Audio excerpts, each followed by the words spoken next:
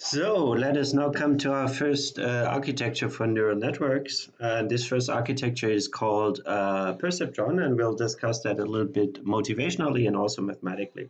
So that architecture was introduced by Warren McCulloch and Walter Pitts in the 1940s. McCulloch is this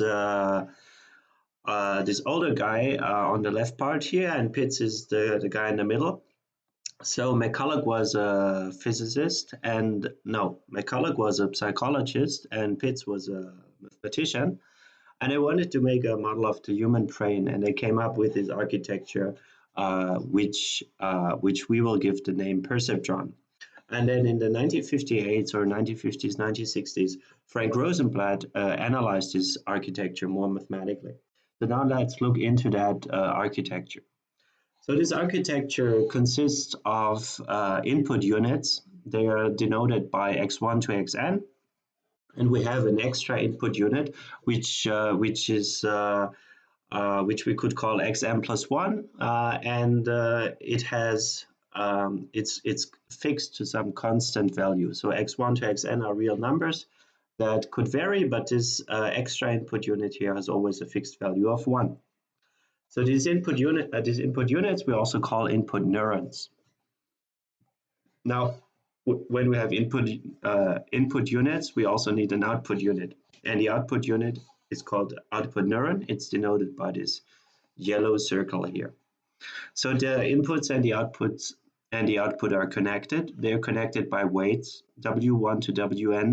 The weights are also real numbers, and we have another weight for our constant input of 1, and this other weight we call B, and we also call that bias weight. So what we do is we sum up our inputs weighted by our weights W1 to Wn.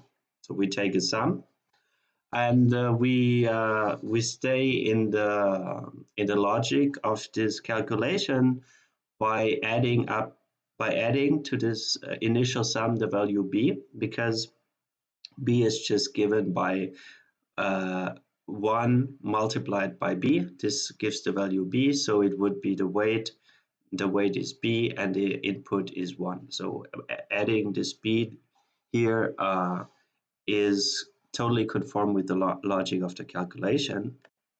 So we call this a pre-activation. So our output neuron has a pre-activation. And the idea of McCulloch and Pitts was, as I said, they wanted to make a neuron. They wanted to make a model of the human brain. So what they had in mind is that the neurons in the human brains, they are connected, and if one looks at a certain given and specific unit, a neuron unit in the human brain, then they thought that this would fire or it would not fire. So it would have the value 1 or not, depending on its input. And the input is given by those neurons that connect to this specific output neuron, right? So we have some input neurons, and they connect to a specific other neuron. And depending on this input, weighted by given weights that specify the importance of certain inputs neurons for that output neuron, depending on that, this specific unit would fire or it would not fire. Okay. And then this firing function could be considered a nonlinearity. Well, it says, for example, if the input is above a certain threshold, let's say the threshold is 0.5 or 0.8, if this pre-activation exceeds that threshold, then the unit fires. So it's 1 or it's 0. So, and this is what this pre-activation, this activation function is doing. And this activation we call here sigma. Sigma stands, in our case, for activation function, or another term that you'll often hear in the literature is nonlinearity. And then from that we get an activation, and it could be 1 or 0, or it could also take other values depending on how this activation function looks like. Now, if we look at that mathematically, what we have is an input vector W given up here. This lies in R to the n, and we have this this additional component of the weight vector, which we call B. We have a nonlinearity. This is our activation function. It maps a real number to a real number. So this is what we have given, so to speak. So this is inherent to the network. Now we have something that is given, so we also have something that comes into the network, which is our input. Our input, mathematically, we will treat that as a row vector. So this is x, and it lies in r to the 1 times n. So it's a row vector of size n, and we have this additional constant 1 that's coming in. So this is the input to our network. And then we have our output unit. Our output unit has an activation, and this activation, as I said, is given by a pre-activation, and this pre-activation is a linear term. It's x times w plus b, so that's a linear term. Like in components, it's wi times xi summed up and b added.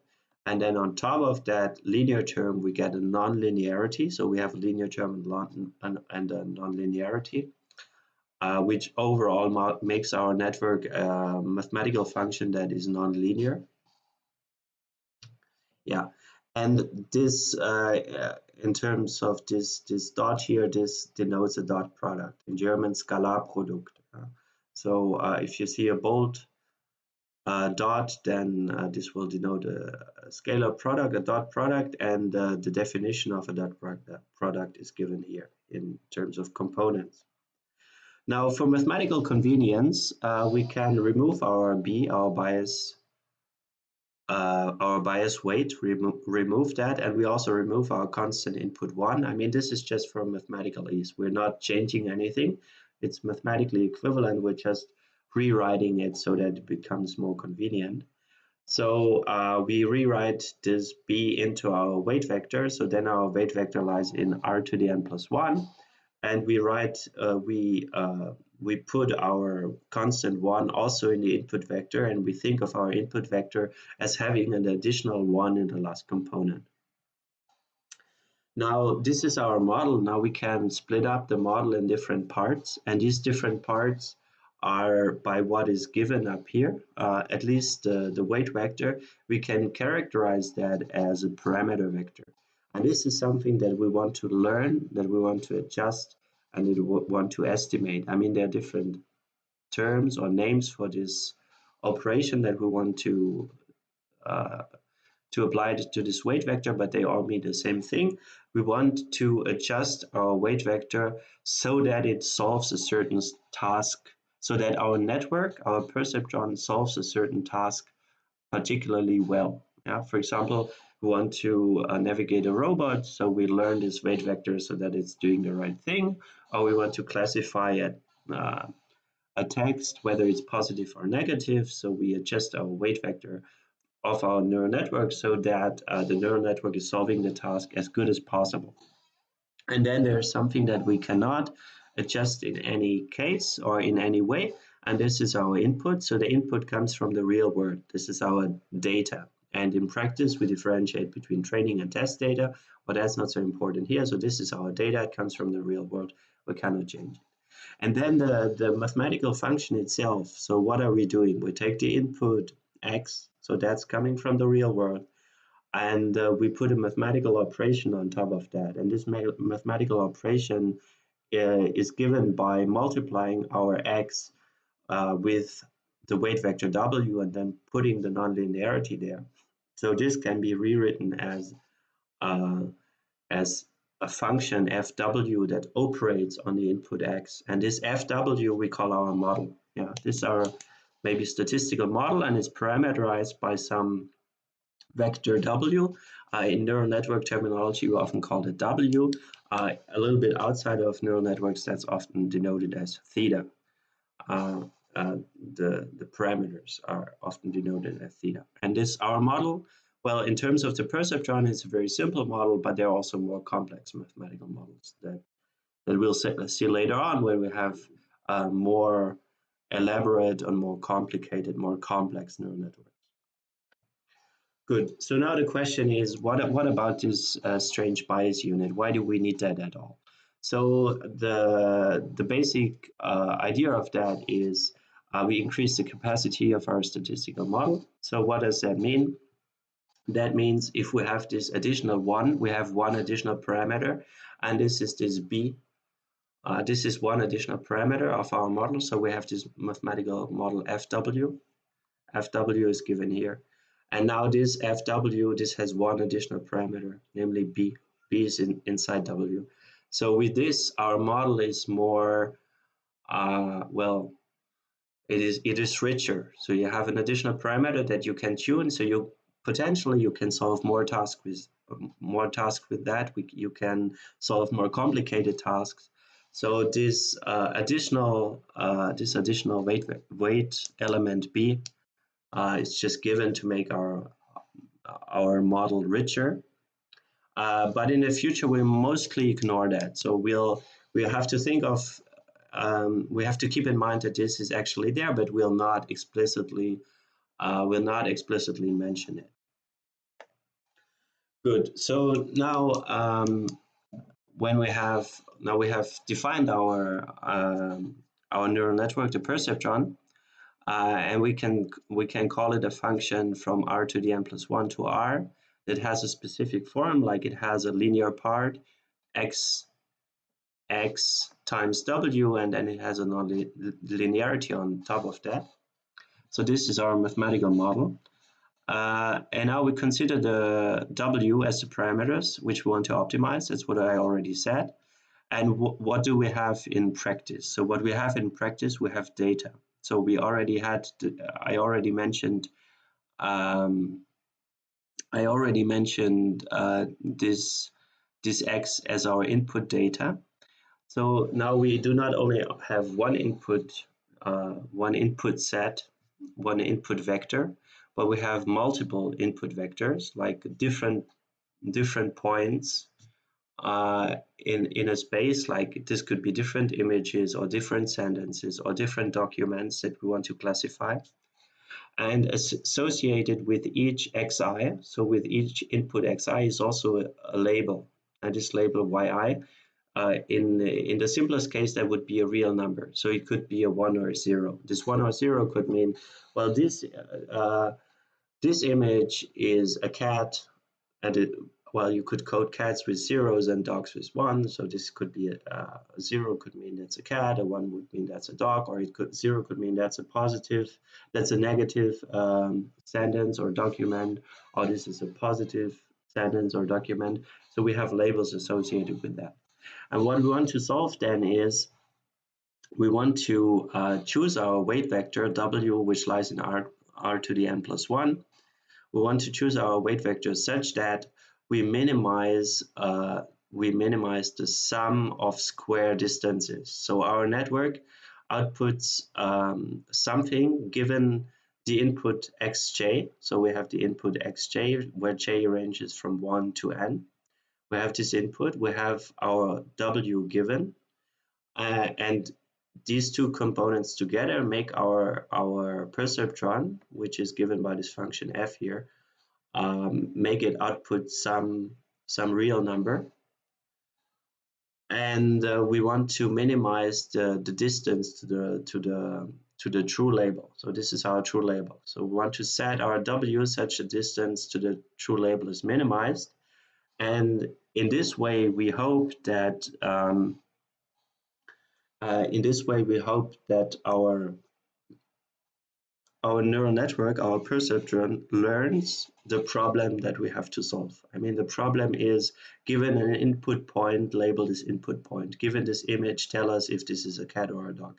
Given this document, tell us if this is about politics or if it's about sport. So we have this problem. I want that our network mimics the true label distribution, right? So it gives the correct answer for each input. So this is what we want to do in theory, at least. Now let's look at some perceptron learning algorithms. So we have our data, which we also call training data, and this training data consists of n points, xi, yi. We have a learning rate alpha, and we have initial parameter vector w. So this initial parameter vector w, this is just some initial guess of what could be a solution to the problem. Where do we get that from? I don't know. I mean, that if you could randomly initialize that, or you could set it to all zeros. This learning rate alpha, we will see that later on in later lectures. Basically, the idea of this alpha is we try to walk towards the optimal solution, right? So we have an iterative algorithm that is walking to the best solution that can solve the problem that we have. And this learning rate tells us how big steps we make in each iteration. So we take different baby steps, and this alpha says, do we take a very big step now, or do we take a small step? And now here's the algorithm. So what we would do is we choose some random sample t prime of size n prime. So we just take a subset of our training data, randomly chosen. In the worst case, that could just be one data point, so one xi paired with the label yi. And then we update our parameter vector. So we have the initial parameter vector, and we subtract something from that. And what we subtract is given here. So we sum over all our instances in t prime. So in the worst case, or in the extreme case, as I said, this could just be 1 point. So we go over this 1 point. We make this calculation here. So this is x times w. This is the dot product. And then we apply our nonlinearity. So this is just the perceptron, what a perceptron is calculating. We subtract from that the true label of the data point. So that data point x has a label y. And then we multiply that with something given by this term here. So this is sigma prime, this is the derivative. And the derivative is evaluated at this real number here, and then we multiply by x. So altogether, this is a real number, this is a real number, this is a real number, this is a vector. So this altogether, this gives a vector. We scale that vector by an alpha, and we subtract that from our current guess w. And then we update our w to become w prime.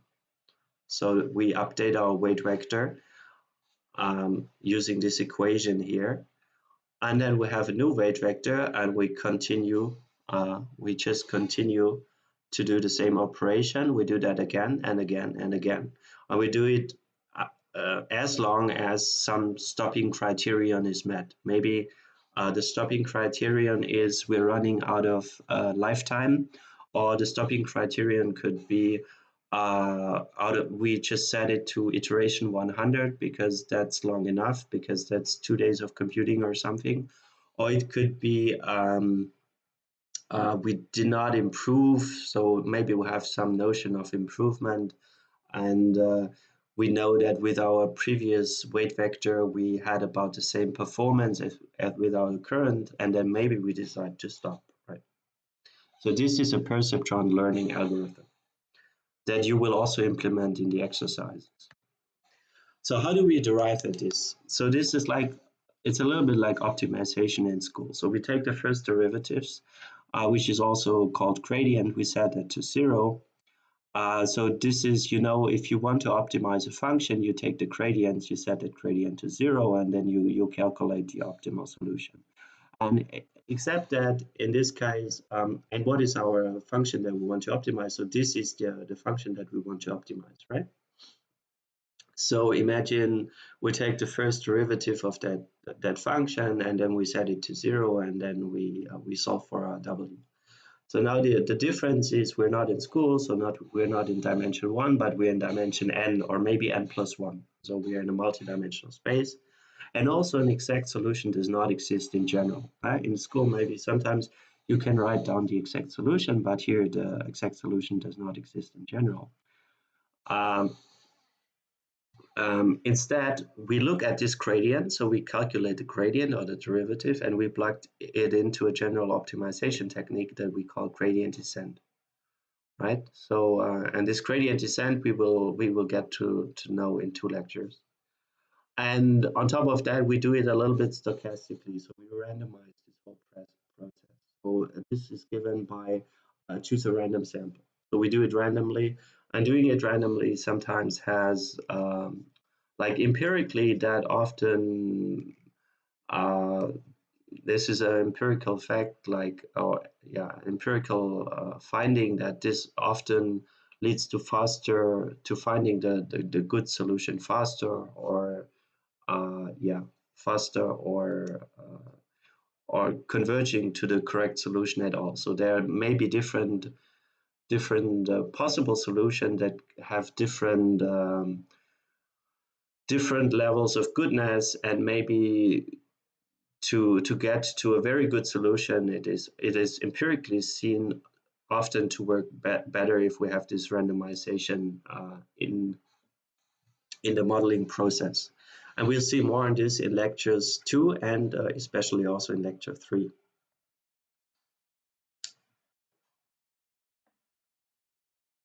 So everybody, let's look into limitations of perceptrons. Well, as we have said, perceptrons are mathematical functions.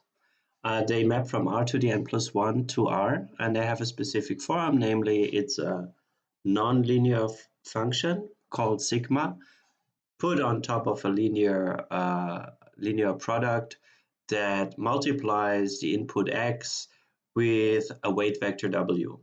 And the original perceptron learning algorithm, as defined by McCulloch and Pitts, used that step function, also called threshold function, that takes exactly two values, value 0, value 1. And the value 0 is taken on if the input argument set is negative, and if it's the input argument is greater or equal than 0, then the value of the step function is 1. So, and these two values can also be seen as two labels. So it gives a label of 0 or it gives a label of 1, depending on whether the argument is smaller than 0 or greater or equal than 0. Now, what is a hyperplane? A hyperplane, HW for a given point W, is the set of all points x1 to xn such that x tilde, which puts an additional 1 into x, multiplied by w, like in a dot product, yields the value 0. So the set of all points in R to the n that has the property that these points multiplied by w yield the value 0 are called a hyperplane. And in two-dimensional space, we can just rewrite it ourselves. We just have two values, x1 and x2. So the equation becomes x1 times w1 plus x2 times w2 plus w3, because there's an additional 1 in here, which we multiply with w3, equals 0. And this we can rewrite into equivalent form, where we put x2 on the left side and x1 on the right side, and you can easily recognize that this is the equation of a straight line, because a straight line has the equation y equals az plus b, and this is exactly this form. So this is basically a hyperplane in two-dimensional space is just a straight line, right? And in three-dimensional space, it would be a real plane. And in 4, 5, and 6, and 10-dimensional space, we call that a hyperplane. So this is just a generalized straight line, so to speak. And this hyperplane is interesting in connection with the perceptron, because you see here that the perceptron with this standard step activation function also makes a decision based on a hyperplane. Why does it? Because if this set, so this set is x times w, right? This is exactly this term here. So if we're on that hyperplane, we can consider the network to be kind of undecided. So on the hyperplane, it gives exactly the value, it gives the value 1, but it's kind of undecided, because if the input argument would be a little bit decreased, then it would give the value 0 on, and on the hyperplane it switches the decision, And to the right of the hyperplane or to the other side of the hyperplane, it always gives a 1. And to the left of the hyperplane, to one side of the hyperplane, it gives the value 0. To the other side of the hyperplane, it gives the value 1. So this is the connection between hyperplanes and this threshold activation function. Now, what is the decision surface of any machine learning classifier? So as we will see in lecture 2, there are different machine learning classifiers and they have decision surfaces. What do these decision surfaces mean? Well, machine learning classifiers, it gives out typically like in a standard setting, it gives out classes. So it says this point is a dog, this point is a cat, this point is an elephant. So it labels objects, right? And the decision surface is a boundary region where on one side of the boundary region a specific label is given out, and on the other side of the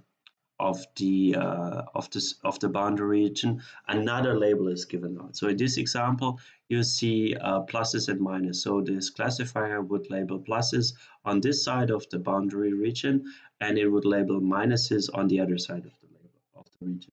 And as we have seen, the perceptron has exactly as a decision surface this straight line. So whenever it's on the straight line, it would give pluses, and everything to the right also pluses, and everything on the other side it would give minuses. So the decision surface of a perceptron is a linear line, is a hyperplane, so to speak.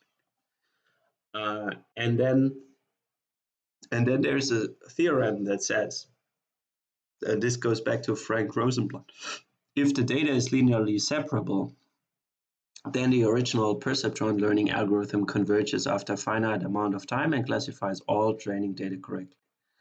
So what is the original perceptron learning algorithm? Well, that's a variant of the algorithm that we've seen before. So before we derived some algorithm how to train the perceptron model. And the original one is similar to that. It's a little bit different, but the differences don't matter now for our purposes. Okay, so this means if data is linearly separable, then the perceptron learning algorithm can really classify that data correctly. And the classification is given by 0, 1, right? It's this output of the nonlinearity 0, 1. Now, what does it mean for data to be linearly separable? Well, here's the formal definition. Well, whether two sets are linearly separable. And this formal definition precisely says, can we put a hyperplane between these two sets? Yeah? Can we put a hyperplane between these two sets such that all points that belong to one of the sets are on one side of the hyperplane and all of the other points that belong to the other set are on the other side of the hyperplane, right? So that means for two sets to be linearly separable.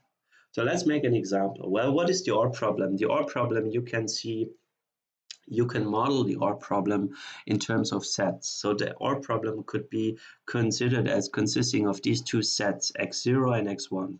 So why these two sets? Well, because the OR problem assigns the value 1 to all the points in here, and it assigns the value 0 to this point here. And now we show that the OR problem is linearly separable. How would we have to choose our W? So basically, a linearly separable means you have to find a hyperplane. You have to find a hyperplane such that this hyperplane separates these two sets. Well, and we can set our hyperplane to use this weight vector W here. So recall the definition of a hyperplane had that this hyperplane had a parameter vector W which characterized the hyperplane. So that basically says, where does the hyperplane go through this W? So now we have to find such a hyperplane, and we choose it to be parameterized by the vector 1, 1, minus 0.5. Let's do a quick check that this is actually true. So does it really follow that all the points in zx0 are on one side and all the points x1 are on the other side. So we do the calculation. So we multiply this point here and we add a 1, because you know we have to add the 1 in the last component. So we multiply this point with the weight, and this gives 0 times 1 is 0, 1 times 1 is 1, so that gives a 1, and 1 times minus 0.5 gives 0.5. So overall 0.5 comes out. For this value here also 0.5 comes out. For this value here we have 1, 2, 1.5. So all these three terms have positive numbers. So this means that they are on the same side of the hyperplane. And this value here has 0 times 1 is 0, 0 times 1 is 0, and 1 times minus 0.5 is negative 0.5. So this point is on the other side of the hyperplane. So indeed, the OR problem is linearly separable. Okay, and we know that now from our theorem, due to Frank Rosenblatt, that the OR problem, that the perceptron learning algorithm can solve the OR. So what the XOR problem cannot do is it cannot correctly classify the XOR problem, because the theorem is the XOR problem is not linearly separable. We're not going to go through that theorem in detail in class, because you see that sign here, do it yourself. This means if you want to, you can check that at home yourself. If you want to go into the details of the lecture, so do it yourself, but we're not going to do it in class. The basic intuition of the XOR problem is it's given by these two sets again, because 1, 1 and 0, 0 are given the label 1, so to speak, by the XOR function. And the set with the points 1, 0, 0, 1 has the values 0 given by the XOR function. So the XOR function can be given by these two sets, and these two sets are not linearly separable because you cannot put a hyperplane through these sets. And this means, because there's no hyperplane that can separate these two sets, that the perceptron will not be able, with the standard activation function, this step function activation function, will never be able to classify all 4 points correctly, right? And therefore also the perceptron learning algorithm cannot find a solution in finite time, in any time, because there is no solution, so it cannot find any solution. And to visualize that, the OR function and the XOR function, the OR function, well, we have 4 points here. The 4 points are given by 0, 0, 0, 1, 1, 1, 1, 0. And the OR function gives the value 1 to these 3 points and the value 0 to this point down here. And you see, quite obviously, you can put a hyperplane through there that separates these two sets. And there's not only one hyperplane, there are many hyperplanes that would separate these two sets. While for the XOR function craft here, you can graphically or visually verify for yourself that there is not a single hyperplane that could ever separate these two sets. Therefore, the XOR function could never be solved by the perceptron learning algorithm. And this was a big setback, so to speak, for neural networks, because when that came out, so people thought, okay, if they cannot solve such simple problems, then what are they good for at all?